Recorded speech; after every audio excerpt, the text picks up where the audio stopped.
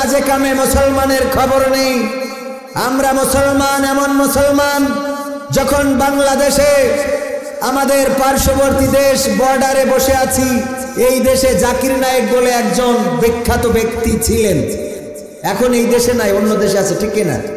উনি যখন এই দেশে আসতে চেয়েছেন তখন আমরা এমন মুসলমান ওনাকে বলেছি এয়ারপোর্ট থেকে বের হইতে দেব না, আমরা দিতে চাইনি, এটা ঠিক আছে। কিন্তু যখন দাদার দেশ থেকে আর এক জিনিস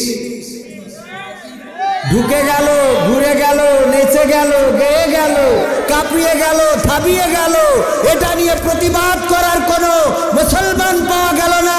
এটা প্রমাণ করে দেয় আমরা কেমন মুসলমান। মুসলমান মুসলমানের মতো হতে হবে। মুসলমান যদি মুসলমানের মতো পরিচয় নিয়ে না দাঁড়াতে পারে তাহলে লাঞ্ছিত, বঞ্চিত, অপমানিত, অপদস্থ হওয়া ছাড়া আর কোনো রাস্তা খোলা নাই, বলেন ঠিক কিনা? কিন্তু এখন আমরা এমন মুসলমানে পরিণত হয়েছি, ওই যে মাঝে মাঝে বলি একটা সাপের কথা, একটা সাপ সে পীরের কাছে গেল, হ্যাঁ জিম ভাই ভালো, একটা পীরের কাছে গেল মুরিদ হওয়ার জন্য। পীর বলতেছে, ওগো সাপ তুমি তো বড় অন্যায় করো, মানুষকে সময় নাই, অসময় নাই সবল মারো, তোমাকে তো আমি সবক দিতে পারবো না। সাপ বলতেছে, আপনি সবক দেন, আমি ওয়াদা করছি আর কোনো মানুষকে কামড়াবো না। পীর সাহেব বলল, তাইলে আমি তোমাকে মুরিদ করে দিলাম, যাও সকাল বিকাল জিকির করবা, দয়া করে যেন কাউকে কামড়ায়ও না, তাইলে কিন্তু তুমি আমার আর মুরিদ থাকবা না। ও আপনাদের যে ধান ক্ষেত আছে, ধান ক্ষেতের আইলের পরে বসে জিকির করতেছে, বসে না শুয়ে, শুয়ে কি জিকির করতেছে।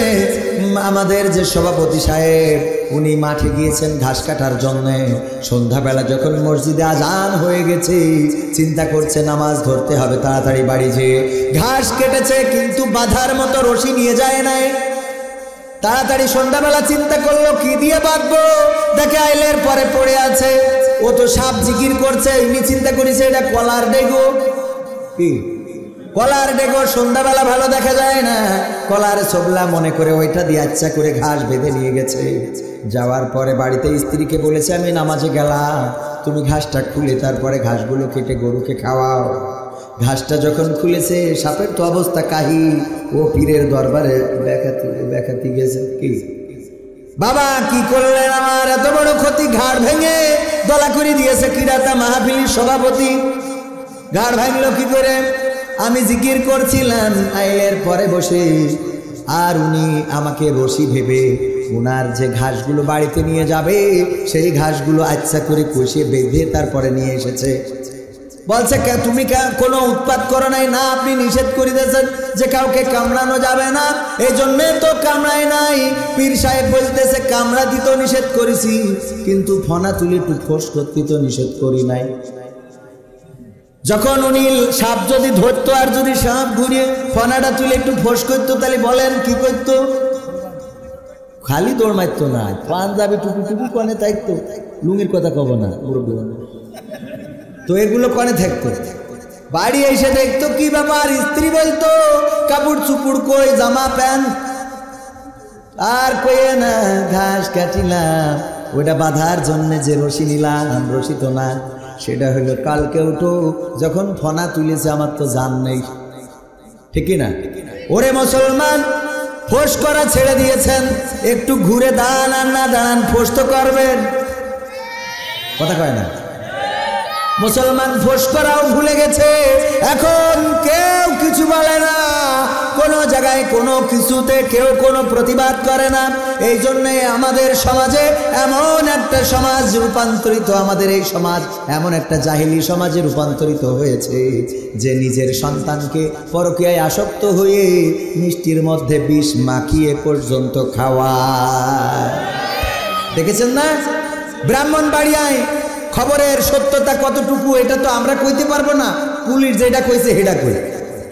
পুলিশ বলেছেন যে 2টা শিশু নাপা সিরাপ খেয়ে মারা গিয়েছে, এরকম একটা অভিযোগ এসেছিল, কিন্তু এটা খতিয়ে দেখা গেছে যে আসলে নাপা সিরাপ নয়, ওই 2 শিশুর মা পরকীয়া করেছে আর একজনের সাথে, তার জন্য এই দুই শিশুকে মিষ্টির মধ্যে বিষ তেল দিয়ে বিষ মাখিয়ে সন্তান দুটাকে হত্যা করেছে। আহারে, এমন মা হতে পারে? আসলে আছে, অনেক মা আছে সন্তানকে পরকীয়া প্রেমে পড়ে সন্তান ফেলে রেখে চলে যায় না, যায় না, যায় না। বিশ্বনবী মায়ের মর্যাদা অনেক বেশি দিয়েছেন, এটা সত্য, 3 গুণ, এটা সত্য। আল্লাহ রাব্বুল আলামিন বলেছেন, আল্লাহ রাব্বুল আলামিনের পরে অবস্থান কার? ওগো মা তুমি এই ধরনের শ্রেষ্ঠ নিয়ামত, তোমারই পদতলে রয়েছে জান্নাত, তোমারই পদতলে রয়েছে জান্নাত। এই পৃথিবী থাকতো ওগো ফুল পাখিহীন, এই পৃথিবী থাকতো ওগো মায়া মহহীন, এই পৃথিবী থাকতো ওগো ফুল পাখিহীন, এই পৃথিবী থাকতো ওগো মায়া মহহীন। যদি না পেতাম তোমার, যদি না পেতাম মায়ের মায়ারি হাত, যদি না পেতাম মায়ের মায়ারি হাত, ওগো মা তুমি এই ধরনের শ্রেষ্ঠ নিয়ামত, তোমারই পদতলে রয়েছে জান্নাত। কোরআনে আল্লাহ তাআলা তারই পরে মা বাপের কথা দিলেন, তাদেরও প্রতি সদা এহসান তরে, এহসান তরে, ঠিক না? কোরআনে আল্লাহ তাআলা তারই পরে মা বাপের কথা দিলেন, তাদেরও প্রতি সদা এহসান তরে, এহসান তরে। তাদেরই খুশিতে যে আল্লাহর সন্তোষ, তাদেরই রাগেতে রব হয় যে অসন্তোষ, তাদেরই খুশিতে যে আল্লাহর সন্তোষ, তাদেরই রাগেতে রব হয় যে অসন্তোষ। খোদারি রহম তারা, খোদারি রহম তারা এধারের বরকত, খোদারি রহম তারা এধারের বরকত। ওগো মা তুমি এই ধরনের শ্রেষ্ঠ নিয়ামত, তোমারই পদতলে রয়েছে জান্নাত, তোমারই পদতলে রয়েছে কি আছে? মায়ের পায়ের নিচে যেমন জান্নাত আছে, তেমন বিশ্বনবীর হাদিস, কোন সন্তান যদি অন্যায় করে, সেই সন্তানের অপরাধের কারণে, অন্যায়ের কারণে পিতামাতা জাহান্নামে যাবে, কিন্তু পিতামাতার অন্যায় অপরাধের কারণে কোন সন্তান জাহান্নামে যাবে? এই জন্যে পিতামাতার দায়িত্ব কর্তব্য কম না বেশি? সন্তানের যেমন পিতামাতাকে খেদমত করার দায়িত্ব রয়েছে, তেমনি এই সন্তান যেন শয়তান না হয়ে যায়। কি না হয়ে যায়? শয়তান যেন না হয়ে যায়, তার জন্য পিতামাতারও দায়িত্ব আছে না নাই? পিতামাতারও দায়িত্ব আছে। 2টা সন্তানকে হত্যা করেছে, নাপা সিরাপ খেয়ে যদি মারা যায়, অন্তত 2 জন একসাথে কিভাবে মারা যায়, আবার 2 জনের একসাথে কিভাবে রোগ হলো, এটা একটা বিষয়। দ্বিতীয় বিষয় হলো, অনেকেই বলছে যে এই নাপা ওষুধ কোম্পানি যেটা, এটা হলো আমাদের এক প্রভাবশালী ব্যক্তি, নাম ধরেই বলি সালমান এফ রহমানের, যাকে অনেকেই দরবেশ বাবা বলে। তো উনার এই কোম্পানি হওয়ার কারণে টাকার বিনিময়ে গল্প সাজানো হয়েছে অন্যভাবে, এটা অনেকেই বলছে, আমি বলতে চাই না, কারণ প্রশাসন যেটা বলছে আমি সেটার সাথেই বলতে চাই। যদি এই মা প্রকৃত অর্থে বিষ প্রয়োগ করে নিজের সন্তান দুটোকে হত্যা করে থাকে, তাহলে এই মহিলাকে দৃষ্টান্তমূলক শাস্তি দিতে হবে। কিন্তু এর পিছনে যদি অন্য কোনো গল্প থাকে, সেটাও আমার বাংলাদেশের সুখ্যাত সুনামধন্য প্রশাসন, তাদেরকে খুঁজে বের করতে হবে। কোনো প্রভাবশালীর ক্ষমতায়, কোনো প্রভাবশালীর প্রভাবে যেন এই যে বিষয়টা, এটা যেন ধামাচাপা পড়ে না যায়, এটা যেন অন্য খাতে প্রবাহিত না হয়, সেদিকে প্রশাসনের সজাগ দৃষ্টিও রাখতে হবে।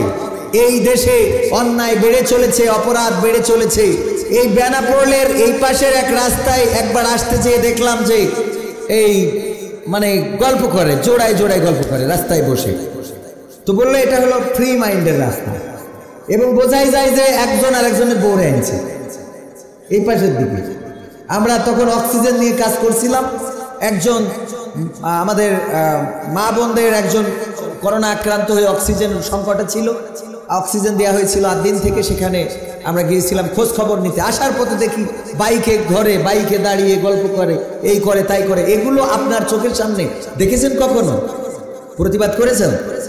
কাটি কুলি ফেলা হলো, প্রতিবাদ করি দেখে ও কোন আল্লাহর ওলি, কোন দলের নেতাগুতার সাথে তার সম্পর্ক। আমি ভয় তো কিছু করি না। ভয় আছে না নাই? ভয় তো সবাই আছে, জানের ভয় কিরা না পায়। কার কি বলি বসবানে দেখা যাচ্ছে যে আর এক ঝামেলা। তো এই জন্যে আসলে এই সমাজের অবস্থা খারাপ হচ্ছে। আমরা প্রতিবাদ না করার কারণে অন্তত একটু ফোর্স তো করতে হবে। কি করবেন? ফোর্স তো করতে হবে। 14 তারিখে ক্যামেরা নিয়ে গেলাম গদখালিতে, এরকম হাত ধরিয়ে হাঁটতেছে, মানে আপনার মানে একজন ছেলে একজন মেয়ের হাত ধরিয়ে হাঁটতেছে। তো ক্যামেরা নিয়ে যে ধরলে মেয়ে হাত ছেড়ে দিয়ে আগে দৌড়াচ্ছেছে, ও আগে নেটওয়ার্কের বাইরে। কারণ এরা করে কি, এই মহিলাগুলো বাসররাত শুরু করে মিছে কথা দিয়ে, কথা কয় না। বাসররাতি ওর জিজ্ঞেস করে, শোনো তোমাকে বিয়ে করে আমি সত্যিই ধন্য, তোমার মতো একটা সুন্দরী বউ পেয়েছি। তো তোমার কি আসলে আমার সাথে বিয়ের আগে কোনো ছেলের সাথে তোমার কোনো সম্পর্ক ছিল? তো তখন বলে, আর বলবেন না, আমি লজ্জায় কারোর সাথে কথাই বলতাম না। ঠিক আছে, উনি লজ্জায় কারোর সাথে কথা কইতো না। তো গদখালি ওই ফুল মাথায় দিয়ে ঘুরি বেড়ায়, ওরা কারা? হ্যাঁ, বেনাপোলের ওই বিডিআররা যখন বিকেলবেলা লেফট রাইট করে, ওখানে বসে জুড়াই পাখামো করে, ওরা কারা? এই পুরুষ দেখে যাক। আমি তো আগে প্রশ্নটা মেরে দিলাম, উত্তরও মনের মতো পেয়ে গেলাম। পুরুষটা এবার বলে যে আসলে আমি হুজুরদের মুখে শুনেছি, কোরআনে নাকি আছে, যেমন স্বামী তেমন তার স্ত্রী, যেমন স্ত্রী তেমন তার স্বামী। আসলে আমি ধন্য, তুমি যেমন আমিও তেমন। তখন মেয়ে বুঝতে পারে যে তালি নেটওয়ার্কের বাইরে ছেলে, কারণ আমি তো 12টা মারিছি। কি প্রাইমারি কবুল পড়ার সময় কান দেখে বিয়ে আনন্দের বিষয় না, কথা কয় না। এই বিয়ে আনন্দের বিষয়, বরং বিয়ে না করতে চাইলে আরো ধর্ষণের কেস করে। আছে না, সারা জীবন প্রেম করিস, বিয়ে করতে চাইনি, কেস করিস, কেস ধর্ষণে। পুরা বলে দুইজনে যা আল্লাহ মাফ করুন, আমি ওদিকে যেতে চাই না, তো কেস করিস ধর্ষণে। তাহলে বিয়ে তো অন্তত একটা গুরুত্বপূর্ণ এবং আনন্দের বিষয়। তাহলে কবুল বলতে তুই কান্দে কেন? ছেলেরা তো কান্দে না, এই ছেলেরা কান্দে, কথা কয় না। যারা বিয়ে করেনি ওরা না করবে, ওরা তো এখনো জানেই না। যারা বিয়ে আপনি করেছেন না, ওয়াজে করেছি, আপনি করেছেন বুঝতে পারি। যাক আলহামদুলিল্লাহ, আলহামদুলিল্লাহ, না যাক, শুক্রিয়া শুক্রিয়া, আমিও আল্লাহ। তো এখন বিষয় হলো যে বিয়ে তো আনন্দের বিষয়। যখন বলে নারায়ণপুরীর আব্দুল কুদ্দুসী, নারায়ণপুরীর বাসিন্দা আব্দুল কুদ্দুসীর ছেলে আব্দুর রহিমের সাথে বেনাপোল নিবাসী জনাব মকসেদের মেয়ে কুলসুম বেগমের সাথে বিয়ে হচ্ছে। বলো এই বিয়েতে 50,000 টাকা দেন মোহর, বাকি হালখাতা করে নিতে হবে। এই বিয়েতে কি তুমি রাজি আছো নাকি? ওই মেয়ে কান্না শুরু করি দেয়, ওগো আল্লাহ, প্রাইমারিতে পড়তি মেম্বারের ছেলে আমার চকলেট কিনে দিত, মেম্বারের ছেলে চকলেট কিনে দিত। আমি কত চকলেট খাইছি মেম্বারের ছেলের কাছ থেকে, আজকে ও রাখতে পারলাম না রে কবুল।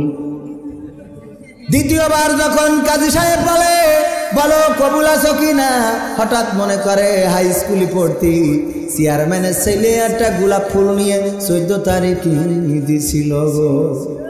ওরে চেয়ারম্যানের ছেলে রে, আজকে তোর ফুল রক্ষা করতে পারলাম না কবুল। তারপরে 3 নম্বর কলেজে পড়তি, কত পার্কে ঘুরে বেড়াইলো, যশোরের পৌর পার্ক, ওখানে বসে কত গল্প, কত আহ্লাদ, কত স্বপ্ন। না রে পারলাম না, তোর রাখতে পারলাম না কবুল। কান্না আসবে না, তবে সবাই না এই সব স্মৃতি মনে পড়ে যায় আর কান্দে। তারপরে বলে কবুল। আবার বাসর রাতে এসে বলে যে জীবনে কারোর সাথে খুঁতা কইনি, কারোর সাথে কি কথা বলে নাই। এই হইল বাসর রাত শুরু করলো। এই জন্য মাঝে মাঝে দেখবেন গোলমাল বাদলি কয়, আমি কত ত্যাগ স্বীকার করি, তোর বিয়ে করি যে তুই আমার জ্বালাচ্ছিস। কত ত্যাগ স্বীকার করি, কি ত্যাগ করি? ত্যাগ করলে তো পুরুষরা করেছে।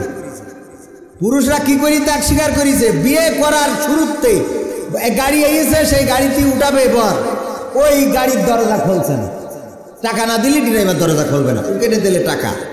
এইবার উকেনতে রওনা দিলে যে আবার গাড়িতে নামবে, উকেনে আবার দরজা খুলছে না, আবার ড্রাইভারের টাকা দিতে হবে, তারপরে নামবে, দিলে টাকা।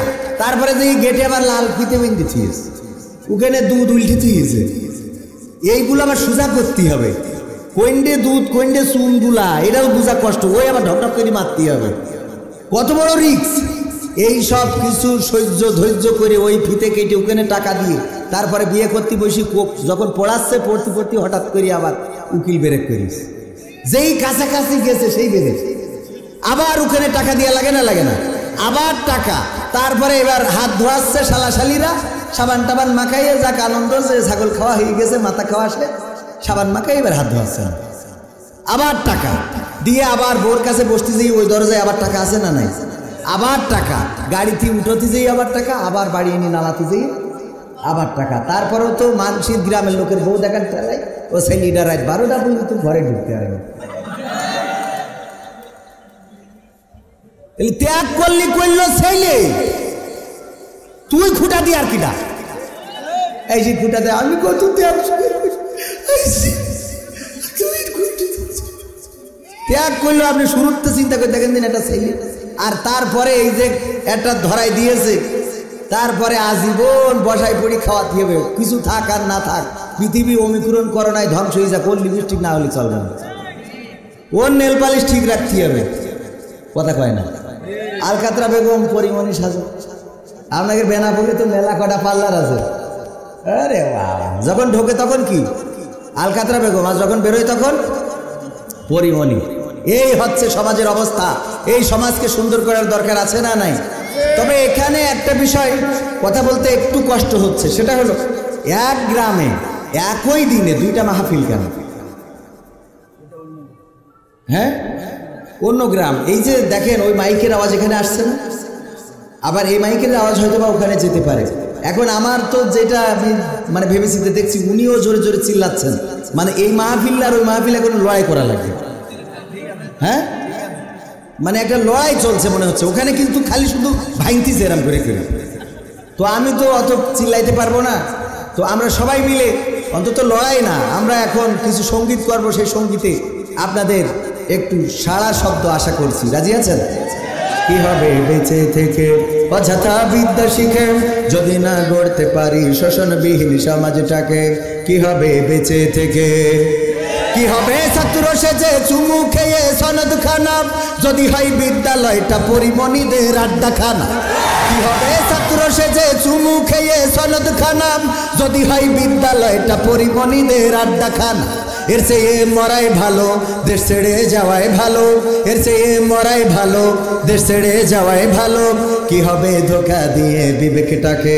কি হবে বেঁচে থেকে অযথা বিদ্যা শিখে, যদি না গড়তে পারি শোষণবিহীন সমাজটাকে? কি হবে বেঁচে থেকে? কি হবে যুবক নামের বোঝা হয়ে এই ধরাতে, যেখানে মা বোনেরা ধর্ষিতা হয় দিনে রাতে? কি হবে যুবক নামের বোঝা হয়ে এই ধরাতে, যেখানে মা বোনেরা ধর্ষিতা হয় দিনে রাতে? যৌবনের সার্থকতা ঘুচিবে সকল ব্যথা, যৌবনের সার্থকতা ঘুচিবে সকল ব্যথা। পারো যদি বলি দিতে মানুষরূপী পশুটাকে, পারো যদি বলি দিতে মানুষরূপী পশুটাকে? কি হবে বেঁচে থেকে অযথা বিদ্যা শিখে, যদি না গড়তে পারি শোষণবিহীন সমাজটাকে? কি হবে বেঁচে থেকে? কি হবে লেখালেখি কলমবাজির ওই মহড়া, সমাজের আসল চিত্র যদি না যাই তুলে ধরা? কি হবে টিভি চ্যানেল সাংবাদিকের এই ক্যামেরা, সমাজের আসল চিত্র যদি না যাই ভিডিও করা? যদি ওই ঘুষের বলে কলমটা উল্টো চলে, যদি ওই হ্যালো কলে ক্যামেরা উল্টো বলে, হ্যালো কলে কি বলে আছে না নাই? এই হ্যালো কাকে ধরেছেন? মিস্টার বল্টু। ও বল্টুকে ধরেছেন? সে তো আমার, ও কি করেছে? ওই ইপটিজিং করছিল, বাচ্চা ছেলে, বাচ্চা ছেলে, ও ওই দেখ পারি আমি দেখ পারি ছেড়ে দিন আজকে ছেড়ে আছে না নাই? যদি ওই হ্যালো কলে ক্যামেরা উল্টো বলে তবে কি যাবে রোখা দুর্নীতিকে, তবে কি যাবে রোখা দুর্নীতিকে, কি হবে বেঁচে থেকে অযথা বিদ্যা শিখে যদি না গড়তে পারি শোষণবিহীন সমাজটাকে, কি হবে বেঁচে থেকে?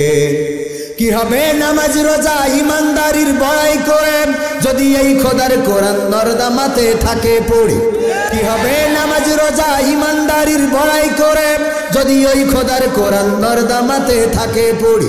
মসজিদের কোণে বসে জিকির যত করো কষি, মসজিদের কোণে বসে তসবিহ যত টানো ঠেসি, এভাবে যায় না পাওয়া আল্লাহকে, যায় এভাবে যায় না পাওয়া আল্লাহকে, কি হবে বেঁচে থেকে অযথা বিদ্যা শিখে যদি না গড়তে পারি শোষণবিহীন সমাজটাকে, কি হবে বেঁচে থেকে? কি হবে আলেম হয়ে ইমাম সেজে মসজিদেতে পারো যদি সত্য কথা উচ্চ স্বরে না বলিতে, কি হবে আলেম হয়ে ইমাম সেজে মসজিদেতে পারো যদি সত্য কথা উচ্চ স্বরে না বলিতে। আবার এখানেও সমস্যা আছে, ইমাম সাতক্ষীরা থেকে এসেছে নারায়ণপুরী ইমামতি করার জন্যে, নারায়ণপুরীর সাথে মিলে গেলি আমার কিছু করার নেই, তবে আমি নারায়ণপুরীর ঘটনা জানি না, তারপরেও বলি নারায়ণপুরে এসেছে কোথা থেকে? সাতক্ষীরার ইমাম প্রথম জুম্মায় তার ইন্টারভিউয়ের পরে যখন নিয়োগ হয়ে গেছে বলছে হুজুর ওয়াজ করছে জুম্মার দিন, ভাইয়েরাই আমার বাবাজিরাই আমার কেউ সুদ খাবেন না, সুদ খাওয়া অনেক বড় গুনাহের কাজ, এমন জঘন্য গুনাহ, সুদের গুনাহ হলো একেবারে ছোট গুনাহ হলো মায়ের সাথে জিনা করার শামিল, নাউজুবিল্লাহ, আর বড় গুনাহ হলো আল্লাহর সাথে যুদ্ধের ঘোষণা দিল, নাউজুবিল্লাহ। সুদ খাবেন না, সুদ যদি কেউ খান ছেড়ে দেবেন, এই জাতীয় বাজে গুনাহ নিকৃষ্টতম গুনার অংশীদার কেউ হবেন না। এই কথা বলার পরে নামাজ শেষে মসজিদের সভাপতি ইমাম সাহেবের ডেকে বলছে, ইমাম সাহেব এদিকে আসেন, এই দিকে আসেন। হুজুর বলছিস কি বল? সমস্যা হলো আমি যে আপনি আইছেন সাতক্ষীরাতে ইমামতি করতে দিবে না বলে, আমি যে সুদ খাই এ খবর আপনার কানে দিলে কিডা? আমি সুদ খাই এটা আপনার কানে কে দিয়েছে? হুজুর বলছে বিশ্বাস করেন কেউ কিছু বলে নাই, আমি কোরআন হাদিসের আলোকে বলেছি। বলতেছে হুজুর কাঠি মারা বন্ধ করবেন, আপনাকে দোষ হইল কাঠি মারে, এটা বন্ধ না করলে ইমামতির তেজ মেরে দৌড়ে। পরের সপ্তাহে হুজুর চিন্তা করলো যাক সুদের কথায় আর বলবো না, এবার সপ্তাহে বলিছে দয়া করে কেউ ঘুষ খাবেন না, ঘুষ দাতা ঘুষ গ্রহীতা উভয়ই সমান অপরাধী, আর ঘুষ খাওয়ার কারণে দেওয়ার কারণে হতে পারে জাহান্নামে জ্বলা লাগতে পারে গো। মসজিদের সেক্রেটারি ছিল একটু উনি বেনাপোল পোর্টে চাকরি করে, ওখানে কি করে না করে কিরা জানে। হুজুরের ডেকে বলছে হুজুর কিনা সে আমি যে পোর্টে মাঝে মাঝে একটু লেনদেন করি, এটা আপনার হাত কি ডাকুন? হুজুর বলছে আমি জানি না, বিশ্বাস করেন। বলছে হ্যাঁ আমি একটু বাইরে রাস্তায় অল্প কিছু ইনকাম করি, হ্যাঁ করি। আপনার সাথে কিটা কইল?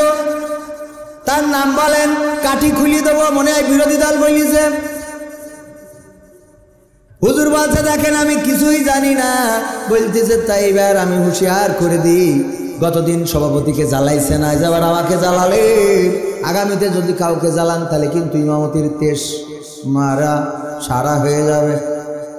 হুজুর পরের সপ্তাহে চিন্তা করলো সব বাদ, ঘুষ সুদ জেনা ব্যভিচার সব বাদ দিয়ে হুজুর বলতেছে পরকিয়া করে দুইটা শিশুর মেরে ফেললো, মা হয়ে মিষ্টির মধ্যে বিষ মাখিয়ে দিয়েছে, মারা গেছে।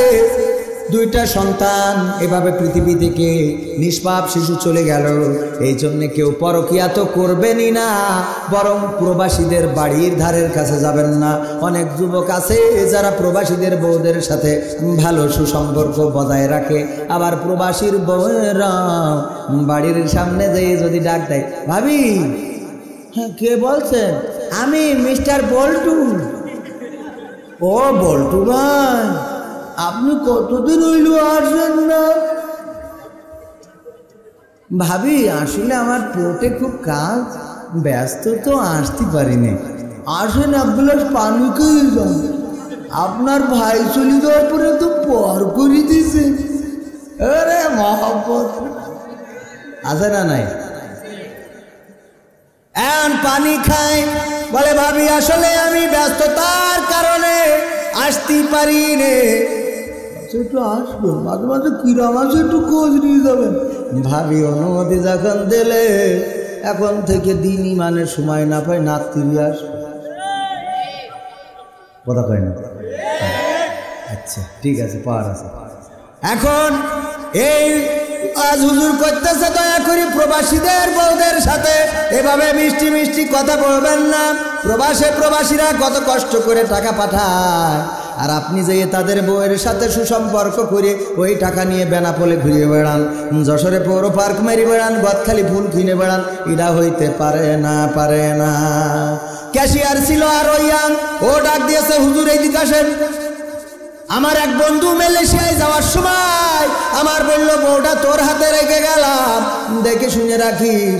আমি তার দেখে শুনে রাখি, বাজার করে দিই, খোঁজ খবর রাখি। হ্যাঁ, আমি তার মাঝে মাঝে অসুস্থ হলে ডাক্তারের কাছে নিয়ে যেতে হয়। ওই গেটের ওখানে রাস্তা খারাপ, আমার কি দোষ? ব্রেকটা একটু জোরে করি, আমার কি দোষ? রাস্তা তো খারাপ করছি। এ কথা আপনার সাথে বললো কিডা? হুজুর দেখে দেন। হুজুর আপনি আগের দিন সভাপতির জ্বালাইছেন, তারপরের দিন সেক্রেটারিয়ায় যাবার আমার ধরিছেন। হুজুর ক্যাশ আমার কাছে, আমি ক্যাশিয়ার। আপনার কিন্তু ইমামতি তো যাবে, টাকাও পাবেন না, বেতনও পাবেন না। হুজুর চিন্তা করলে তো বেকায়দা অবস্থা। পরের সপ্তাহে হুজুর ভেবে চিনতে ওয়াজ করতেছে, ভাইরাই আমার, এই পৃথিবীর পরে চোর অনেক বড় একটা আল্লাহর নিয়ামত। কেমন নিয়ামত একটু জ্ঞান দিয়ে চিন্তা করেন, বিবেক খুলে চিন্তা করে দেখেন। যদি চোর না থাকতো তাইলে ব্যাংকগুলো তৈরি হতো না। ব্যাংকে টাকা রাখে চোর আছে বুঝলে, কারণ এই টাকা কখন চোরে নেয়। একজন ফকির একটা বট গাছের নিচেই ঘুমায়, সারাদিন ভিক্ষে করে আর বট গাছের নিচেই ঘুমায়। আর আপনার এই বেনাপোলে 5 তলা 7 তলা বিল্ডিং আছে না নাই? ওই 5 তলার উপরে এক সাহেব পিছনে হাত বেঁধে রাত 2-3 বেজে যায়, খালি ব্যালকনিতে এমনে হাঁটে, এমনে হাঁটে। ওই ফকিরের যেই ঘুম ভাঙে, দেখে যে ব্যালকনিতে হাঁটতেছে, আবার ঘুম ভাঙে, আবার দেখে ব্যালকনিতে হাঁটতেছে, আবার ঘুম পড়ে আবার ঘুম ভাঙে, দেখে উনি হাঁটতেছে। একদিন চিন্তা করলো, এত বড় বিশাল অট্টালিকার মালিক, সে কেন ব্যালকনিতে এইভাবে হাঁটে, সারা রাত কেন ঘুমায় না? ফকির যে জিজ্ঞাসা করতেছে, ভাই স্যার, আমি ওই যে বটতলায় থাকি আপনার বাড়ির সামনে, ওই বটতলায় ঘুমাই। যখনই ঘুম ভাঙে তখনই তাকিয়ে দেখি আপনি ব্যালকনিতে হাঁটাহাঁটি করছেন। ও স্যার, আপনি ঘুমান না, কি কারণে ঘুমান না? যদি একটু বলতেন, আমার জানতে বড় ইচ্ছা হয়। বলছে, তোমার কি খুব জানার শখ? বলছে, হ্যাঁ। বলছে, করো কি? করি তো ভিক্ষে। থাকো কেন ওই যে বটতলায়? ঠিক আছে, বাড়ির থেকে 1 লক্ষ টাকার একটা বান্ডিল, 1000 টাকার বঙ্গবন্ধুর ওই নোট, নতুন নোট, ওই বান্ডিল এক কান দিয়ে দিয়েছে। যাও, এই বান্ডিলটা তোমার দিয়ে দিলাম, এইটা নিয়ে তুমি যেহেতু ফকির মানুষ, দান করলাম, করি কমে খাও। ও এবার ওই সন্ধ্যেবেলা বটতলায় এসে ওই ঘুমাতে যেই খালি মনে করে টাকা কনে রাখবো, এ টাকা কনে রাখবো, না জানি ডাকাতি এসে নিয়ে যায়। টাকার মহাব্বত মানুষের আছে না নাই? 2 জন বন্ধু, এক বন্ধু আর এক বন্ধুর কাছে টাকা পাবে, আপনার কাছে পাবো। আমি চাইছি, বলতেছে যে ওরে এই বছর হবে আর না, আমার খুব বেকায়দা অবস্থা, তুই ওইরাম করছিস কেন? আমি বলছি, দেখেন দেন, আমি খুব বেকায়দায়, আমার খুব দরকার, সন্তান হাসপাতালে, টাকাটা দিয়ে দেন, একটু বেশি যায়। উনি বলতেছে, না হবে না, আমার কোনো রাস্তা নেই, মাপ চাই, দোয়া চাই, আরো অন্তত 2 মাস টাইম দে। বলছে, দোস্ত আমার আর কোনো কায়দা নেই, তুই ধার করা টাকা তো ঘুরোচ্ছিস কেন? ও বলছে যে আমার কাছে এখন নেই, তা আমি কি করবো? হঠাৎ করে এক মুস্তান এসে বেনাপোলের আছে না কিছু মদ গাঁজা ফেন্সি খাই, এরকম কিছু আছে না? এই ফেন্সি খোর একটা এসে ওই ধরিছে একটা খেলনা হোক আর অরিজিনাল হোক, ধরি বলছে কার কাছে কি আছে বের কর। তখন এ বলছে, দোস্ত তোর টাকা এনে শোধ করে দিলাম। আর বলছে, আমার এখন লাগবে না। বলছে, তুই যে কলি, তোর এক্ষুনি খুব জরুরি দরকার। বলছে, না আমার কইছি তাই কি, তুই 2 মাস পরে দিতে চাই, তুই 2 মাস পরে দে। এখন মুস্তান বেরিয়েছ তো, মানে ওর ঋণ শোধ করতে পারলি মাসে, আর এর কথা 2 মাস পরে মুস্তানে নিয়ে যায়নি, আমার তা নেবে কেন? বোঝেননি? আহারে, এই টাকার লোভ, টাকার মায়া, টাকার ভালোবাসা সবার আছে। ও আমার ভাইরা, ওই ফকির সারাটা রাত ঘুমাইতে পারে না। একবার মাথার নিচে টাকা রাখে, যে একটু ঘুম আসে, হঠাৎ মনে হয় যে যদি মাথার নিচ থেকে কেউ নিয়ে যায়, আবার জেগে ওঠে, আবার একটু ঘুমাইনোর চেষ্টা করে, আবার জেগে ওঠে। সারাটা রাত ওই টাকার যন্ত্রণায় ঘুমাইতে পারে নাই। সকালবেলা ফকির যাই সাহেবের ডেকে বলছে, স্যার আপনার এই টাকা আপনি নেন, আমি বুঝে ফেলেছি আপনার খের জন্য ঘুম হয় না। আমার বুঝার শেষ। হারাইনোর যদি ভয় না থাকে। মালয়েশিয়ায় একবার জেল খাটলাম, জেলখানায় গেলাম জীবনের প্রথম দিকে। মালয়েশিয়ায় যাওয়ার পরে কাগজপাতি কমপ্লিট হলো না, কাগজপত্র। মামা বলল যে কোনো সময় হয়তোবা পুলিশ অ্যাটাক করতে পারে, এই জন্যে একটু সাবধানে থেকো। কাগজপত্র কমপ্লিট নাই, পুলিশ ধরে নিয়ে গেলে কিছু করার নাই। সারাটা রাত টেনশন করি, আর নিশ্চিন্তে তো আর ঘুম হয় না, খালি শুধু টেনশনে থাকা লাগে। কিছুদিন পরে ঠিকই অ্যারেস্ট হয়ে গেলাম। যখন লকআপে আমি ঘুম দিছি নাকি খুব কায়দা করে, আমার সাথে যে ছিল বলছে, তুই আরামে যেভাবে ঘুমলি, এত ঘুমলি কেন? আমি বললাম আজ কিন্তু তো টেনশন নেই। বলছে জেলখানায় কই টেনশন নেই? আমি বললাম এই জেলখানায় আসারই টেনশন করতাম, যে কবে না জানি ধরা খেয়ে জেলে যাই। আজ তো সে ধরা খেয়ে জেলে আসা হয়েই গেছে, এখন আর চিন্তা কি? এখন আর কোনো চিন্তা আছে? এখন তো আর ধরা খাওয়ার ভয় নেই। আমার ভাইরা, এবার বলছে চোর কত বড় নিয়ামত। যদি চোর না থাকতো তাহলে ব্যাংক হতো না। কত ব্যাংক হয়েছে বাংলাদেশে, সোনালী, রূপালী, পুবালী, দীপালি, এই আলী সেই আলী। এই ব্যাংকগুলোতে মানুষ টাকা রাখে, অনেকে কাজ করে। ওই ব্যাংকগুলো না থাকলে অনেক মানুষের কর্মসংস্থান হতো না, বলেন ঠিক কিনা? এই জন্যই চোর এই দেশের জন্য নিয়ামত। শুধু তাই নয় ভাইরা আমার, চোরের জন্যই মানুষ মোটর সাইকেল, গাড়ি, বাড়ি, সোনা দানা, গয়না গাটি, টাকা পয়সা যায় আছে সব আটঘাট করে রাখে। তাই চোর হইল নিয়ামত। আর বাংলাদেশে যেভাবে চোর বাড়ছে, আমার মন বলে সেই দিন বেশি দূরে নয়, যেই দিন এই বাংলাদেশ হবে সব কিছুর দিন শেষ, একটা তেল চুরির বাংলাদেশ হয়ে যাবে। কি ব্রিজের মধ্যে রডের জায়গায় বাঁশ আছে না নাই? খাটের নিচেই তেল, রাস্তা করিছে তা কার্পেট, পিস না কি কার্পেট, তাও এক সাইড দিয়ে আর এক সাইড বাকি। কি ঘটনা? বলতে টাকা ফুরাই গেছে, ওইটুক দিতে নেই, টাকা ফুরাই গেছে, টাকা ফুরাই গেছে। ও আমার ভাইরা, এভাবে চুরি চাপটা যেভাবে হচ্ছে, আমাদের বিশ্বাস বাংলাদেশে চোর ভরিয়ে যাবে। শুধু তাই না, আসেন দোয়া করি আল্লাহ যেন সবার ঘরে ঘরে একটা চোর দান করে, বলেন আমিন। আলোচনা শেষে মসজিদের কমিটি সভাপতি, সেক্রেটারি, ক্যাশিয়ার সবাই ডেকেছে। হুজুর এত সুন্দর আপনি কনে পালেন গো?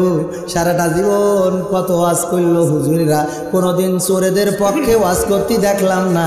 এত সুন্দর ওয়াজ করলেন, আপনার ইমামতি তো পার্মানেন্ট হয়ে গেল। বা আগামী সপ্তাহে আপনি ওয়াজ করবেন, ডাকাত করলে কোন কোন নিয়ামত পাওয়া যাবে। এই দেশে চোরের পক্ষে কথা বললে ইমামতি যাবে না, ডাকাতের পক্ষে কথা বললে ইমামতি যাবে না। এই দেশে যদি আপনি ছিনতাইকারীর পক্ষে কথা বলেন, ইমামতি যাবে না। যদি দরবেশ বাবার পক্ষে কথা বলেন, ইমামতি যাবে না। যদি আপনি ধর্ষণকারীর পক্ষে কথা বলেন, ইমামতি যাবে না। যদি দুর্নীতিবাজের পক্ষে কথা বলেন, ইমামতি যাবে না। যদি আপনি এই দেশের আরো যারা আছে অন্যায় অপকর্ম করে তাদের পক্ষে কথা বলেন, ইমামতি যাবে না। কিন্তু আপনি যদি সত্য কথাগুলো তুলে ধরেন, যে ব্রিজের মধ্যে কেন বাঁশ ঢুকালেন রটের জায়গায়, যদি আপনি বলেন রাস্তায় কেন কার্পেটের মতো পিচ দিলেন, যদি আপনি বলেন যে খাটের নিচেই যাদের খাটের নিচেই তেল পাওয়া যায়, আর যাই হোক এরা মানুষের জাত না, এই কথা বললি বলবে হুজুর আপনি এখন রাস্তা মাপতে পারেন। ঠিক না বেঠে? এই মুসলিম অধ্যুষিত বাংলাদেশ, দ্বিতীয় বৃহত্তম মুসলিম দেশে আজকে ইসলামের কথা বলা যায় না, কোরআনের কথা বলা যায় না। ইসলাম নিয়ে ষড়যন্ত্র, কোরআন নিয়ে ষড়যন্ত্র, আর যাই হোক এটা কোন মুসলমান মানতে পারে না, বলেন ঠিক কিনা? মুসলমানের বুকের রক্ত থাকতে এই বাংলাদেশ আমরা এনেছি বুকের তাজা রক্ত ঢেলে। আমরা ভাষা এনেছি বুকের তাজা রক্ত ঢেলে, যদি প্রয়োজন হয় ইসলামকেও বুকের তাজা রক্ত ঢেলে দিয়ে রক্ষা করব। যারা ইসলামকে দূরে সরাতে চাইবে তাদের জায়গা আর যাই হোক বাংলার জমিনে হবে না ইনশাআল্লাহ। আর কানাডায় তো হবেই না, কানাডা সে তো দেখতে পায় না, তাই ঢুকতে দিনি। তাহলে সোকালাডা হলে কি করতে? সংবিধানে রাষ্ট্র ধর্ম ইসলাম আছে বলে তোমার কেন জলে রে বন্ধু, তোমার কেন জলে? শয়তানে জালে কি আগুন তোমারই বগলে, তোমার কেন জলে রে বন্ধু, তোমার কেন জলে? ইসলাম হলো শান্তির ধর্ম, আছে সুবিচার, অন্য ধর্মের প্রতি কভু করে না বিচার। মিলেমিশে থাকার কথা, মিলেমিশে থাকার কথা দিয়েছেন নবী বলে, তোমার কেন জলের ঠাকলাই, তোমার কেন জলি? ঠিক না?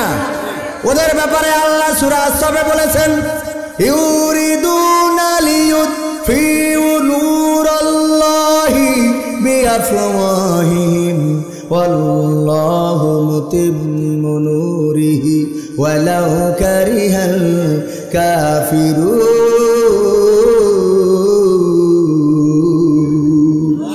আল্লাহ রাব্বুল আলামিন বলেছেন, ওরা চায়, কারা চায়? টাকলারা, কারা? টাকলারা, গোপালেরা চাই দিনের আলোকে মুখের ফু দিয়ে নির্বাপিত করে দেবে, কিন্তু না, কোনোদিনও পারবে না। আল্লাহ রাব্বুল আলামিন তার দিনের আলোকে প্রজ্বলিত করে রাখবেন, যতই তাদের কলিজার মধ্যে জ্বালা পোড়া হোক না কেন। দিনের আলো জ্বলছে না, জ্বলছে না। সৈয়দ কুতুব শহীদ রহমাতুল্লাহ আলাইহিকে ফাঁসির কাস্টে ঝোলানো হলো, ইসলাম থেমে গেছে নাকি? হাসানুল বান্নাকে শহীদ করা হলো, ইসলাম থেমে গেছে নাকি? মিশরে ব্রাদারহুডের পরে কত নির্যাতন, কত নিষ্পেষণ চালানো হলো, ইসলামী আন্দোলন থেমে যায় নাই। ফিলিস্তিনে মুসলমানদের পরে নির্যাতন চলছে, সেখানেও আন্দোলন থেমে যায় নাই। আফগানিস্তানে নির্যাতন চলেছে, আমেরিকানরা তারা নিজেদেরকে গুটিয়ে নিয়ে পালিয়ে বিদায় নিয়েছে, বলেন ঠিক কিনা? এমনি ভাবে যত নির্যাতন নিষ্পেষণ চলেছে, মুসলমানেরা আরো শক্ত হয়েছে। কারাগারের কুঠুরিগুলো ভরে যেতে পারে, ফাঁসির কাষ্ঠের রশিগুলো শেষ হয়ে যেতে পারে, বুলেটের গুলিগুলো ফুরিয়ে যেতে পারে, কিন্তু এই বিশ্ব থেকে মুসলমানকে শেষ করা যাবে না। যাবে, মুসলমানদেরকে শেষ করা যাবে না। যত হবে নির্যাতন, যত হবে জুলুম, যত দুঃশাসনই আসুক না কেন, মুসলমানেরা শক্ত হবে। কারণ মুসলমানেরা এক আল্লাহ ছাড়া কোনো বাতিলের কাছে মাথা নত করে না। সেই মুসলমান কি এখানে আছে? মুস্কান আপনার পাশেই, বাড়ি কোথায়? আপনার পাশে কিনা? আপনার প্রতিবেশী মুস্কান বোরকা পরার কারণে, নেকাব বোরকা পরে যাওয়ার কারণে, তারপরে গেরুয়া পোশাকধারী জয় শ্রীরাম বলে চিৎকার করে অপমান করার চেষ্টা করেছে, তার হিজাব পরাটাকে কটাক্ষ করেছে। আল্লাহু আকবারের তাকবীর ধ্বনি দিয়ে তাদের সেই কটাক্ষকে ধূলিসাৎ করে দিয়েছেন, বলেন ঠিক কিনা? এমনকি গোটা বিশ্ব শুনেছে। আবার শুনলাম সেই রাজ্যে নাকি হিজাব পরার ব্যাপারে আবার নতুন করে নিষেধাজ্ঞা দিচ্ছে। যদি নিষেধাজ্ঞা হিজাব পরার ব্যাপারে দেয়, মুসলমানেরা এটা মানবে না, মানবে না। স্কুল ড্রেস থাকবে কিন্তু হিজাবকে রাখতে হবে। আর যদি কেউ স্কুল ড্রেস হিজাব করে তাইলে তো আর কোনো কথা নেই, বলেন ঠিক কিনা? হিজাব না করার কারণে আমার মা বোনেরা এখন বিভিন্ন জায়গায় ধর্ষণ হয়, গণধর্ষণ হয়, জেনা হচ্ছে, ব্যভিচার হচ্ছে। আমার মা বোনদেরকে ভুল পথে প্রবাহিত করা হচ্ছে। আমার বাংলাদেশে ওমিক্রন আসলো, করোনা আসলো, সব বন্ধ হয়ে গেল, পোর্ট বন্ধ হয়ে গেল, ট্রাক বন্ধ হয়ে গেল, বাস বন্ধ হয়ে গেল, আকাশপথের বিমান বন্ধ হয়ে গেল। কিন্তু আমার মা বোনীদের অনেকের মেয়ে আছে, ওদের ক্রসিংটা বন্ধ হয় না। ক্রসিং বন্ধ হয়েছে না? ক্রসিং তো বন্ধ হয় নাই। আবার গর্ব করি বলে অবু তোর মেয়ে কি ক্রসিং যায়? কয় না, করোনায় বন্ধ না। কয় কিরাম বন্ধ? আমার মেয়ে তো প্রতিদিন যায়। কে ও কি ক্রসিং করতে যায় না পাকামা করতে যায়? সব বন্ধ, ওর ক্রসিং বন্ধ না। যেই দেখো বেনাপোলে আর একজনের সাথে ঘুরে বেড়াচ্ছে, রাস্তায় হাত ধরে বেড়াচ্ছে। ক্রসিং যখন সব বন্ধ, ক্রসিং বন্ধ না, ওটা তো লেখাপড়া না, ওইটা হইলো যে অন্য কিছু করে বেড়াচ্ছে। আমার মা বোনেরা এখন আবার নতুন করে বিউটি পার্লারগুলো হয়েছে, বুড়োগুলো কেটে চিকুন করে ফেলে। এমন চিকু ট্রেন রোডের থেকেও চিকু। ট্রেন রোডে হাঁটা যায়, দুইটা পাতি করে ফেলেছে, মেকআপ লাগাইছে, সিনার কায়দা নেই, আঠা ময়দা এমন লাগান লাগায় আলকাতরা হয়ে যায় পরিমণে সুন্দরী। ও আমার মা বোনেরা, এমন সাজগোজ করে বাইরে বেড়ানো আপনাদের জন্য হারাম করেছেন কে? وَقَرْنَا فِي بُيُوتِكُنَّ وَلَا تَبَرَّجْنَ تَبَرُّجَ الْجَاهِلِيَّةِ الْأُولَى। হে নারীরা, তোমরা পর্দার মধ্যে থাকো, জাহেলি যুগের মেয়েদের মতো বেপর্দা হয়ে সেজে গুজে নিজেদেরকে প্রদর্শন করে বেড়ায়ও না। আমার আল্লাহ বলল পর্দার মধ্যে থাকতে, আর সাজতে নিষেধ করলেন, পাশাপাশি বললেন যে নিজেদেরকে প্রদর্শন করে বেড়ায়ও না। এখন পর্দা তো করেই না, আবার সাজে বেশি, আর সাজে তাও মানুষের দেখানোর জন্য, বরের জন্য না। কথা কয় না? কার দেখানোর জন্য? মানুষের দেখানোর জন্য। বর ঘরে থাকে, ও কোনোদিন সাজে না। আজকে একজনের কেক কাটতে যাবে, ওরে বাবা সকালতে সাজতেছি তো। সেই আল্লাহ যেটা নিষেধ করলো সেটা কি হবে বেঁচে থেকে অযথা বিদ্যা শিখে, যদি না গড়তে পারি শোষণবিহীন সমাজটাকে? কি হবে বেঁচে থেকে? কি হবে আলেম হয়ে ইমাম সেজে মসজিদেতে, পারো যদি সত্য কথা উচ্চ স্বরে না বলিতে? কি হবে আলেম হয়ে ইমাম সেজে মসজিদেতে, পারো যদি সত্য কথা উচ্চ স্বরে না বলিতে? চাকরি ভাই করো যদি ছেড়ে দাও ইমামতি, চাকরি ভাই করো যদি ছেড়ে দাও এই না গদি। কি হবে ধোঁকা দিয়ে আল্লাহকে? কি হবে বেঁচে থেকে অযথা বিদ্যা শিখে, যদি না গড়তে পারি শোষণবিহীন সমাজটাকে? কি হবে বেঁচে থেকে? কি হবে নেতা হয়ে জনবলে ঘাড় ফুলিয়ে, বেনাপোল গর্ব হেমত্ত জাতি ভুলেছে রবের বাণী, ভুলেও কভু খুলে দেখে না রবের কোরআন খানি। দুনিয়ার মহেমত্ত জাতি ভুলেছে রবের বাণী, ভুলেও কভু খুলে দেখে না রবের কোরআন খানি। হাদিস ধরে না, মানে না সুন্নাত, আজকে চলার পথে জীবন চালাই এদিক সেদিক শয়তানেরই মতে। স্বাধীন দেশের স্বাধীনতা খুঁজি, স্বাধীনতা শুধু নামে, স্বাধীনতায় আজ পরাধীন যেন নগর কিংবা গ্রামে। জুলুম শাহে মাজলুম যারা প্রতিবাদের নেই কেউ, একটি কণ্ঠ সোচ্চার ছিল কারাগারে আজ সেও। জুলুম শাহে মাজলুম যারা প্রতিবাদের নেই কেউ, একটি কণ্ঠ সোচ্চার ছিল কারাগারে আজ সেও। চারিদিকে কত সুরের পাখি, সেই পাখি আর গায় না, কত বাটপার ছাড়া পেয়ে যায়, সেই পাখি ছাড়া পায় না। স্বাধীন দেশের স্বাধীনতা খুঁজি, স্বাধীনতা শুধু নামে, স্বাধীনতায় আজ পরাধীন যেন নগর কিংবা কোথায়? স্বাধীন আছে? আমরা এই স্বাধীন দেশের স্বাধীনতা খুঁজি, বঙ্গবন্ধুর সেই স্বাধীনতা খুঁজি। আমরা যাদেরকে ভালোবাসি, কোরআনের জন্য ভালোবাসি, আমরা যাদেরকে ভালোবাসি, ইসলামের জন্য ভালোবাসি, আমরা যাদেরকে ভালোবাসি, আল্লাহ ও তার রাসূলের জন্য ভালোবাসি। বলেন ঠিক কিনা?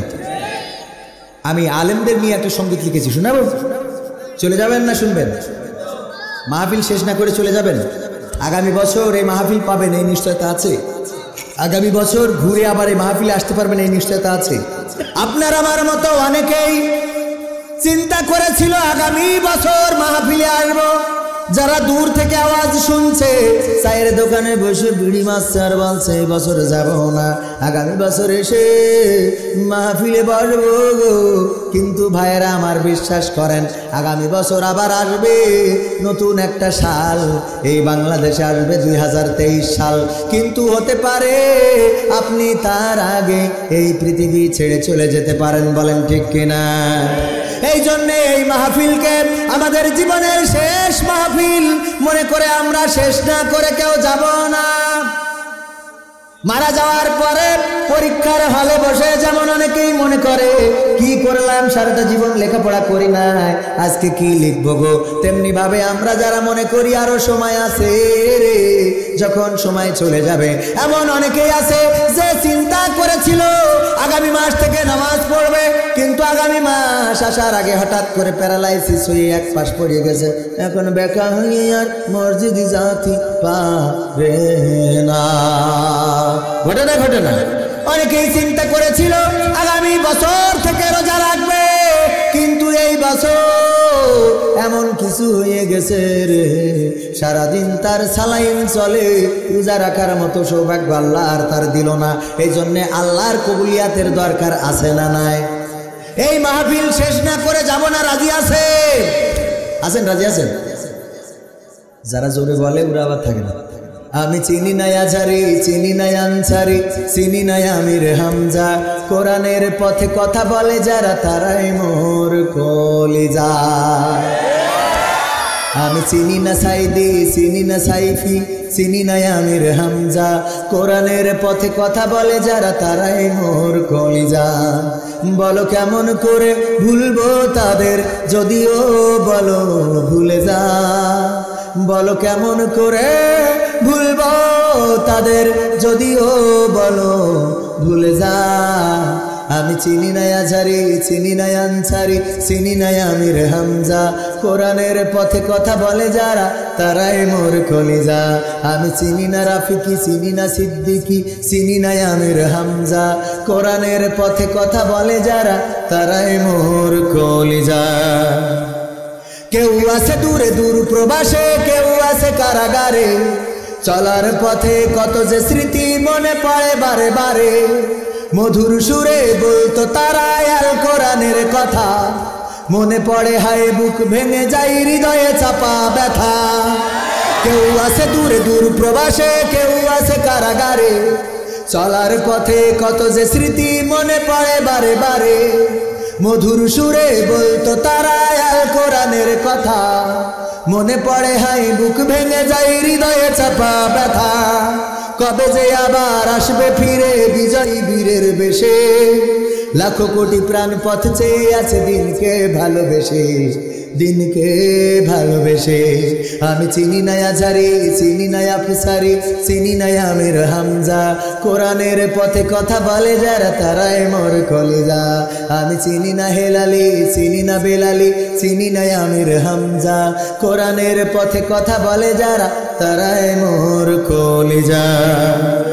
কত যে মুমিন যায় নামাজে অশ্রু ঝরায় রাতে, লাখো লাখো প্রাণ দোয়া করে যায় নামাজে মোনাজাতে, কেঁদে বলে হাই ওগো দয়াময় শোনো ক্রন্দন ধ্বনি, দাও ফিরিয়ে যাদের মুখে কোরআনের বাণী শুনি। কত যে মুমিন, কত যে মুমিন অশ্রু ঝরায়, কত যে মুমিন যায় নামাজে অশ্রু ঝরাই রাতে, লাখো লাখো প্রাণ দোয়া করে যায় নামাজে মোনাজাতে, কেঁদে বলে হাই ওগো দয়াময় শোনো ক্রন্দন ধ্বনি, দাও ফিরিয়ে যাদের মুখে কোরআনের বাণী শুনি। তোমার কথা বলতে গিয়ে মাজলুম আজ যারা, রক্তের ভাই তার চেয়ে বড় মোদের কলিজায় ওরা, মোদের কলিজায় ওরা। আমি চিনি নাই আজারি, চিনি নাই আফসারি, চিনি নাই আমির হামজা, কোরআনের পথে কথা বলে যারা তারাই মোর কলিজা। আমি চিনি না সিদ্দিকি, চিনি না আইয়ুবি, চিনি নাই আমির হামজা, কোরআনের পথে কথা বলে যারা তারাই মোর কলিজা।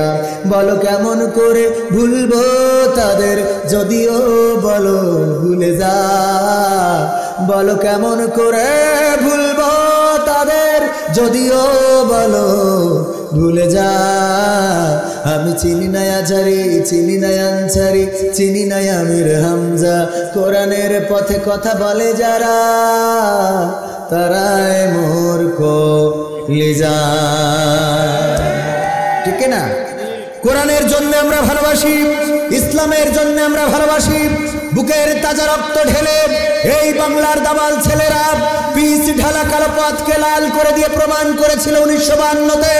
আমরা বুকের তাজা রক্ত ঢেলে পিচ ঢালা কালো পথকে লাল করে দিতে জানি, কিন্তু মায়ের ভাষার অধিকার ছেড়ে দিতে জানি না। এই দামাল ছেলেরা 1971-এ বুকের তাজা রক্ত ঢেলে দিয়ে প্রমাণ করেছিল আমরা লাখে লাখে শহীদ হতে জানি, কিন্তু বাংলাদেশের মাটির 1 ইঞ্চি মাটির অধিকার ছেড়ে দিতে জানি না। এই বীর বাঙালি আর একদিন আবার একবার আন্দোলন করবে, স্লোগান দিবে, কোরআনের ময়দানে কোরআনের মিছিলে সম্পৃক্ত থাকবে, কোরআন কায়েমের জন্য দল মত নির্বিশেষে সেই আন্দোলনে সম্পৃক্ত থেকে যদি প্রয়োজন হয় বুকের তাজা রক্ত ঢেলে সেই রক্তের সাগরে সাঁতার কেটে কেটে হলেও এই বাংলার জমিনে একটি রক্তাক্ত বিপ্লবী কালেমার পতাকা উড্ডীন করবে ইনশাআল্লাহ। সেই আন্দোলনে কারা কারা থাকতে রাজি দুটি হাত আল্লাহকে দেখাতে হবে।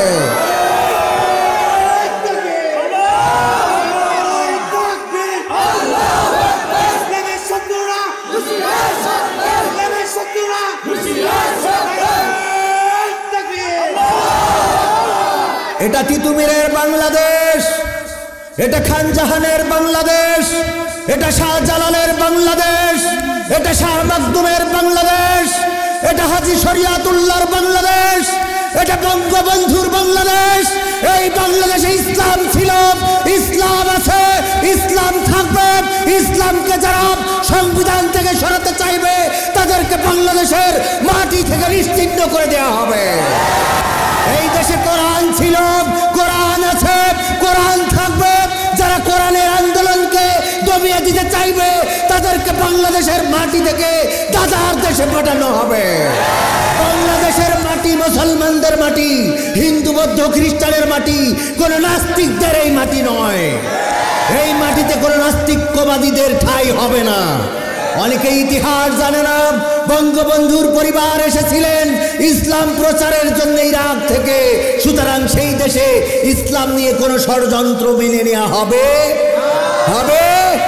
আরো জোরে হবে। সম্মানিত ভাইয়েরা, সময় শেষ, আর কথা হবে না, আবারও দেখা হবে, কথা হবে। সেই পর্যন্ত সবাই ভালো থাকবেন। আর আজকে আর না, যেহেতু আমার সময়টা ছিল 11:30, আরও এইটা তো আমি আরও পড়ি নাই। টেকনাফ থেকে তেঁতুলিয়া শোনা লাগবে, এটা তো আমার আগের তো বলেন নাই। চিরকুট ওই যে দিলাম, ইসলামের জন্য আমরা নিবেদিত কিনা? নিবেদিত? সত্যি সত্যি সত্যি। এই মাহফিল মাদ্রাসার জন্য অনেক টাকার দরকার। আমি ব্যক্তিগতভাবে 10 টাকার নোট করে রেখি, 500 টাকার একটা নোট থাকার কথা, সেটা খুব। আমার ভাইরা, আমি মনে করলাম এখানে দেশে যে 11:30, কিন্তু যে একটু টাকার দরকার আছে বলে নাই, পুলিশে আমি খেয়াল করি না।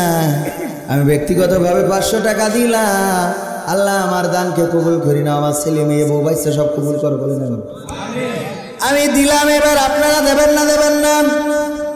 এই মাদ্রাসার জন্য দিলে ফায়দায় আছে না নাই? আপনি থাকবেন না, আমি থাকবো না, আমরা কেউ থাকবো না। কিন্তু স্টেজে বসে 100 টাকা দিলে হয়? আরো বেশি দেন। স্টেজে বসে 100 দেবে, সামনের লোক কি দেবে? হ্যাঁ, তাই দেন। যাক, আলহামদুলিল্লাহ। আল্লাহ 200 টাকা দিল, দানকে কবুল করে না। শুরু স্টেজে বসবেন, টাকা দেবেন না, তা হবে না। আগে স্টেজে লোক দেবে, বক্তা আগে দেবে। ইয়া আইয়ুহাল্লাযিনা আমানু লিমা তাকুলুনা মা লা তাফআলুন। হে ইমানদারেরা, তোমরা এমন কথা বলো না যা তোমরা কাজে করো না। আমি আসার সময় আজকে টাকা মানি ব্যাগে ছিল না, তাও 1000 ধার করে আনিলাম। 500 টাকার ফল ফুললি কিনেছি শিয়াব ভাইয়ের বাড়ি জাতি, আর 500 টাকা মাহফিলি দিয়ে দিলাম। যাওয়ার সময় পকেট ভরে নিয়েছি।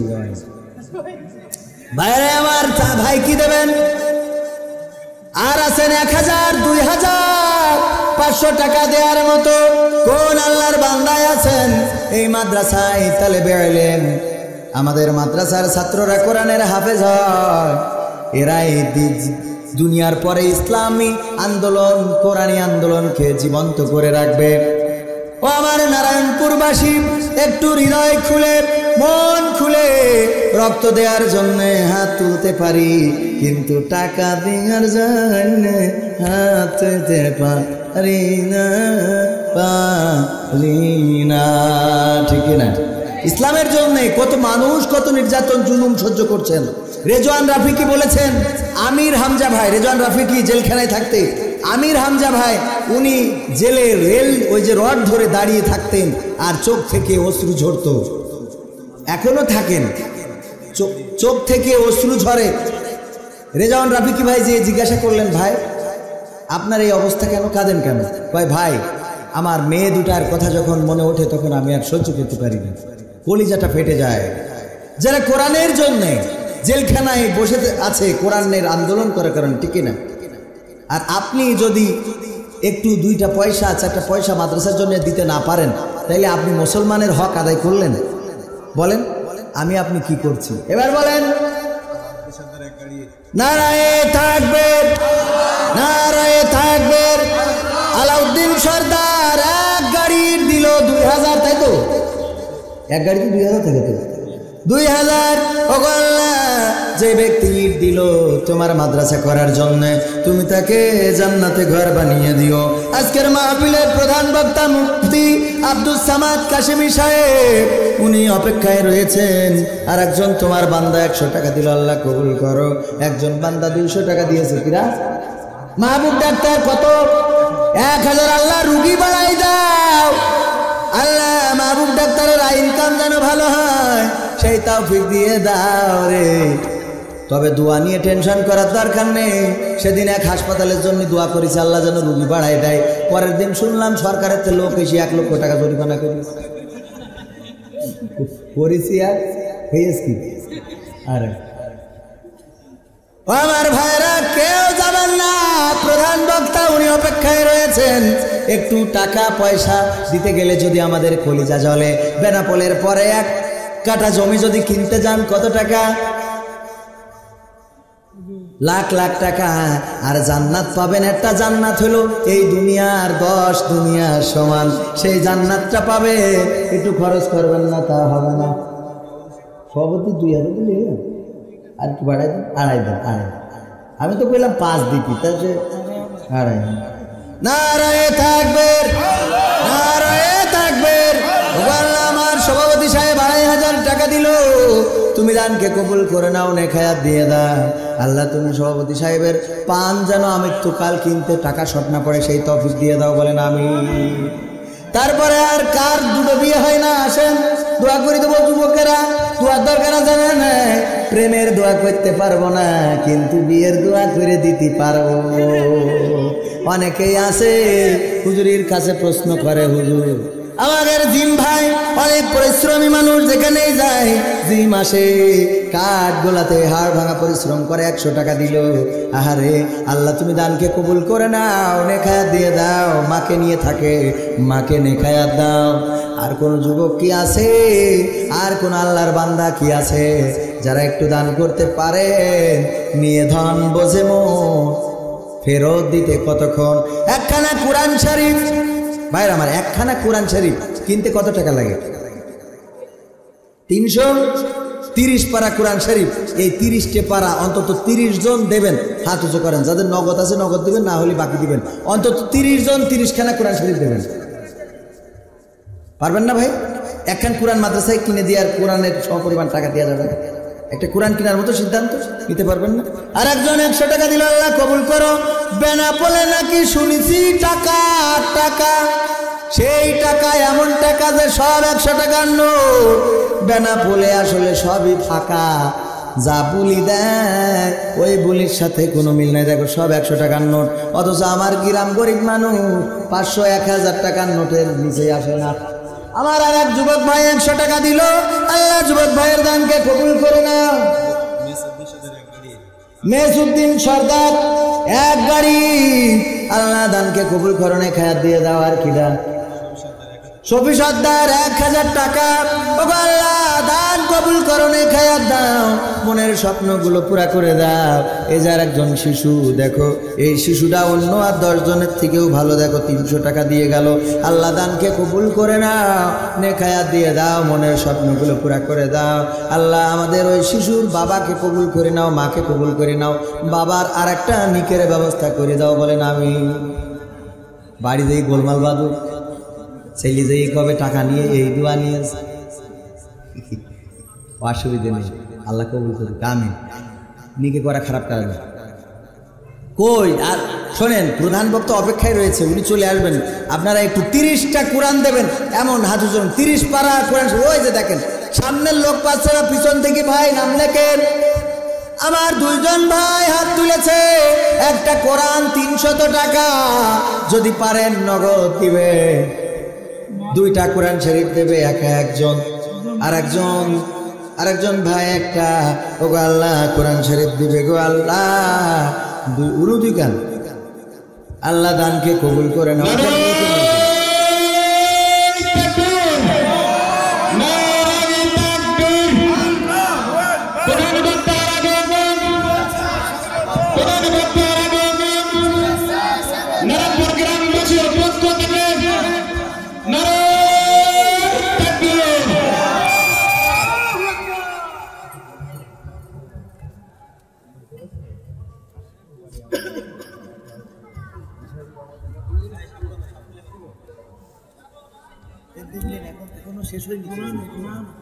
হ্যাঁ কই আই নামাই ফেলাইছে গো। তো 30 খান কোরআন যদি এই 300, 400, 500, 1000 লোকের মধ্যে না ওঠে, তাইলে বোঝা যাবে ইরা মুসলমান সব হলো আগা কাটা মুসলমান। এ আর ওই নারায়ণ একই সুমান গো। মোহাম্মদ ইউসুফ ভাই নারায়ে থাকবে, 5টা কোরআন শরীফ একা দিলেন, লিটন একটা। আল্লাহ দানকে কবুল করো। হ্যাঁ আবুল হোসেন মাস্টার একটা, আর লালটু 2টা। ওগো আল্লাহ দানকে কবুল করে নাও, নেখায়া দিয়ে দাও। কোরআন দিল তোমার মসজিদের জন্য, আরেকজন নগদ 300 টাকা কোরআনের জন্য দিল, আল্লাহ কবুল করো। আরেকজন শিশু 100 টাকা দিল, আল্লাহ কবুল করো। আরেকজন 300 টাকা নগদ দিয়ে দিলেন, ওগো আল্লাহ কবুল করো। 30 জন যদি না হয়, ওই যে আমার এক চাচা যান হাত তুলে রেখেছে, ওই জায়গার নামটা শুনে নে, লিখে নে। হ্যাঁ শুকুর নারায়ে থাকবে আমার শুকুর আলী ভাই, 5টা কোরআনের দাম দিল গো। আল্লাহ দানকে কবুল করে নাও, নেখায়াত দিয়ে দাও। আল্লাহ তুমি মনের স্বপ্নগুলো পুরা করে দাও। তার মানে অন্তত গোটা 15 হয়েছে, আর 15টার দরকার। গোটা 15 মতো হয়েছে, আর 15টা। হ্যাঁ তালু একটা। ও আল্লাহ দানকে কবুল করো। যে আমার আর একজন ওই যে হাত তুলেছে দেখেন, ওই যে বলেন ওটা কিনা, ফারুক 2টা কোরআন শরীফ। আল্লাহ দানকে কবুল করো। যে করলো কোরআন দান, তাকে বাড়িয়ে দাও সম্মান, পরকালে করে দিও জান্নাত দান। আর একজন দিল 300 টাকা কোরআনের জন্য, আল্লাহ কবুল করো। আমাদের ওই যে হলুদ গেঞ্জি পরা আমার ওই ভাইজানের নাম ফারুক, ভাই নাম ফারুক, উনি দিবেন। আর একজন এই যে দেখেন 2খানা কোরআনের দাম দিয়েছে নগদ। আমার এই এক যুবক ভাই নাম কি? হ্যাঁ মমিনুর, 1টা টাকা। আর একজন 100 আরেকটা টাকা নগদ দিয়ে দিল, আল্লাহ কবুল করো। আক্কাল ভাই 1 পিস কোরআন। আর ওই যে নামটা শোনেন ভাই,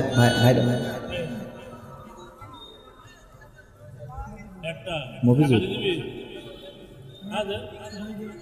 কি নাম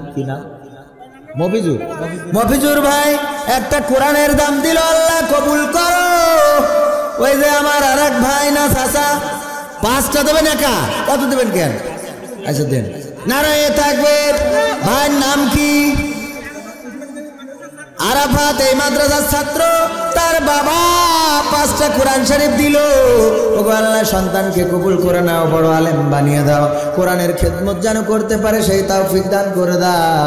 আর আমার মা বোনেদের টাকা এখনো আসলো না, মা বোনেদের মধ্যে খেতা বালির যা আছে পাঠাই দেন, চাদর মাজুর। আব্দুল সামাদ আমার বাবার নামে নাম 300 টাকা দিল কোরআনের জন্য, করলো দান।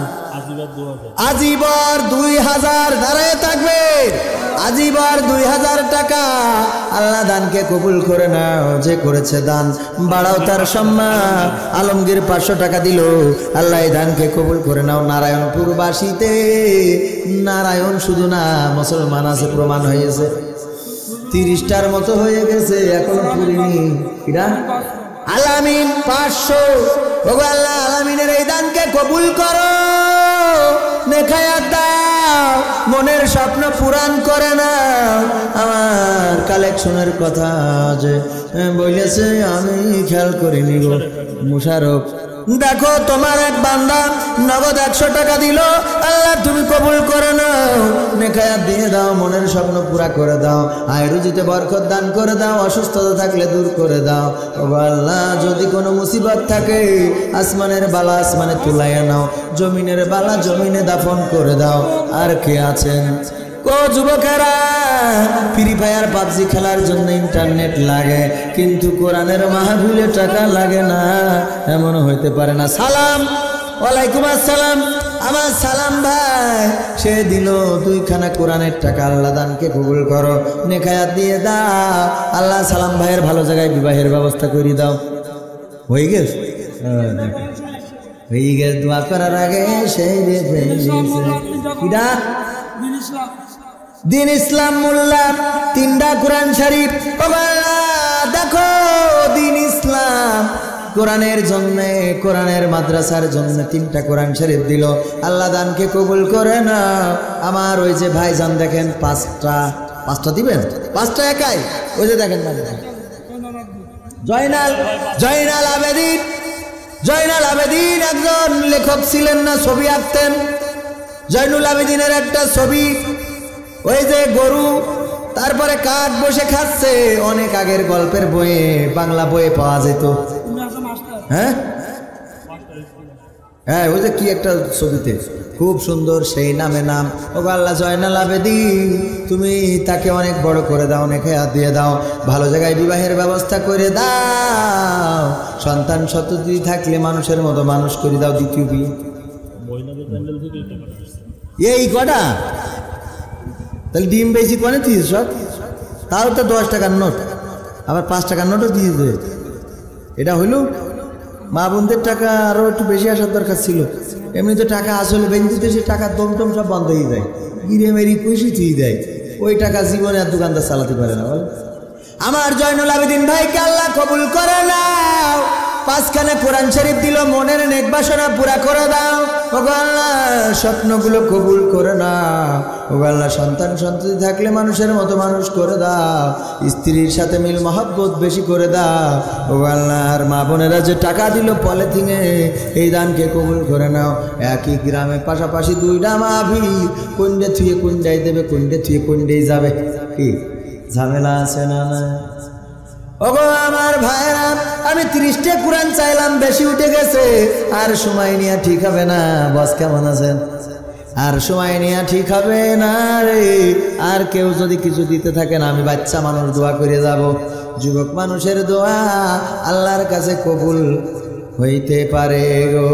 3 শ্রেণীর মানুষের দোয়া বিশ্বনবী বলেছেন আল্লাহ রাব্বুল আলামিন ফিরাতে চান না, ফেরাতে লজ্জাবোধ করে না। এক হলো যে নাবালক শিশু একদমই বোঝে না, এ যখন হাত তুলে আল্লাহর কাছে চায়, তখন আল্লাহ রাব্বুল আলামিন এই ছোট বাচ্চা শিশুর হাতকে ফিরাইয়ে দিতে চান না।